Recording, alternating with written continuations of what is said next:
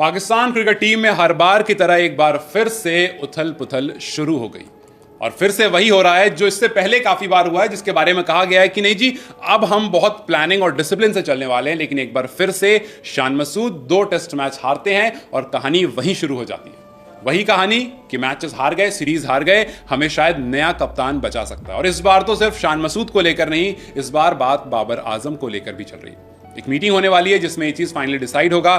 मोहसिन नकवी ने ये बात कह भी दी है कि जी हमने प्लेयर्स पर, सिलेक्टर्स पर ये बात छोड़ दी है, कोचेस पर ये बात छोड़ दी है कि आप डिसाइड कीजिए और बताइए कि आपके हिसाब से अगला कप्तान कौन होना चाहिए या फिर आप इसी के साथ कंटिन्यू करना चाहते हैं।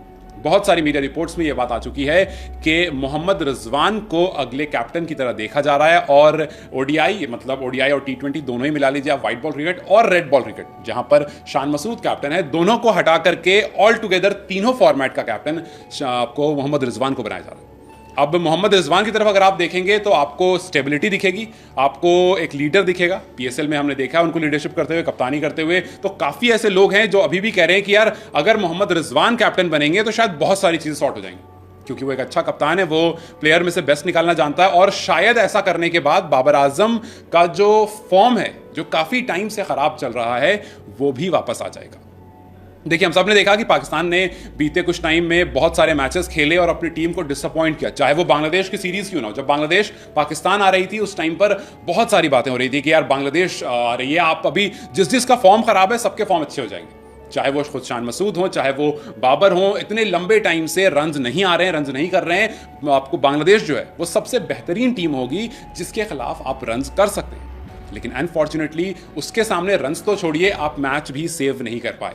शान मसूद जिन्होंने फिलहाल 5 टेस्ट में कप्तानी की है, लगातार 5 के 5 टेस्ट हार गए और इसी वजह से शायद जहां पर लोग बाबर पर सवाल उठा रहे थे ओडीआई और टी20 में खराब परफॉर्मेंस की वजह से, शान मसूद को भी अब लोगों ने बिल्कुल भी पीछे नहीं छोड़ा।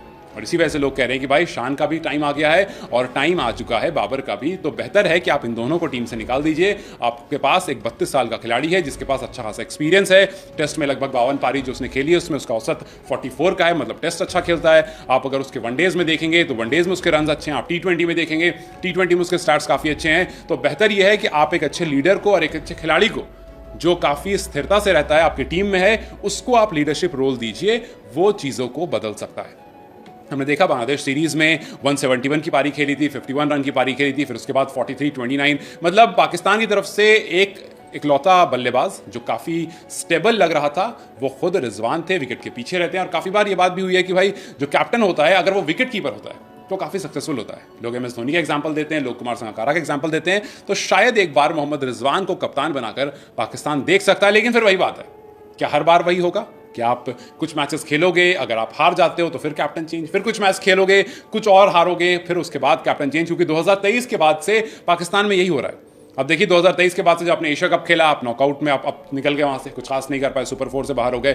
फिर आप एशियन गेम्स खेलने गए, वहाँ पर भी आप सेमीज में बाहर हो गए। फिर आपने 2023 वर्ल्ड कप खेला, वहाँ पर ग्रुप स्टेज में बाहर हो गए। फिर ऑस्ट्रेलिया टूर 3-0 हार के आ गए शान की कप्तानी में। फिर न्यूजीलैंड के साथ अपने 5 मैच की टी20 सीरीज खेली, वहाँ शाहीन कप्तान बनाए गए, वहाँ आप हारे, आपने शाहीन को हटा दिया। आपने दोबारा बाबर को कप्तान बनाया, बाबर ने घर में कप्तानी करी, वहाँ ड्रॉ हो गई। लेकिन वो जो टीम थी वो टीम कॉलेज टीम लोगों ने कहा, लोगों ने बी टीम कहा, सी टीम कहा। लेकिन अब फिलहाल ये है कि उसके बाद सिर्फ और सिर्फ आयरलैंड की सीरीज थी जो आप जीत पाए, लेकिन वहां जाकर भी आप एक टी20 मैच हार गए थे।